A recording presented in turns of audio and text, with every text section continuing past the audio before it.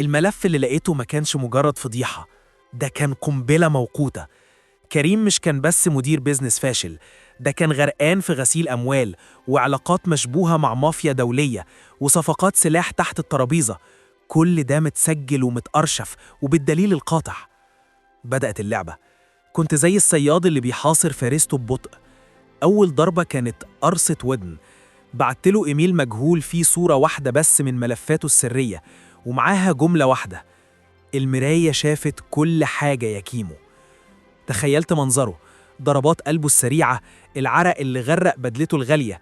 بعدها بيومين سربت خبر صغير لموقع إخباري تحت السلم عن شبهات فساد في شركته من غير تفاصيل، بس ده كان كفيل يخلي أسهم الشركة تقع والمستثمرين يقلقوا.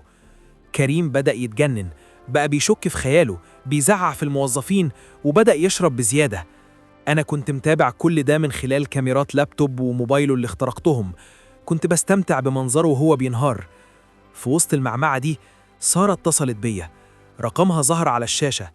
قلبي دق، بس افتكرت صورتها معاه وقسيت قلبي ورديت بنبرة باردة: يوسف، أنا عارفة إنك ورا اللي بيحصل لكريم، أرجوك وقف، الراجل بيموت.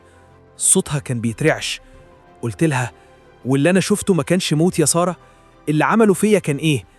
قالت لي جملة صدمتني: كريم ما كانش بيحبني يا يوسف، هو اتجوزني بس عشان يكسرك، وهو دلوقتي بيهددني بيك، بيقول لو ما كنتش معاه هيبلغ عن مكانك للشرطة. الدم غلي في عروقي. الشيطان ده مش بس أخدها، ده بيذلها بيا. ساعتها خدت قراري الأخير، مفيش تراضع. فتحت المراية تاني وجهزت الشفرة الأخيرة، شفرة التدمير الشامل. كنت هبعت كل الملفات للنيابة وللصحافة وللمافيا اللي هو خانهم في صفقة أخيرة. كنت همحيه. صوابعي كانت فوق زرار الإنتر.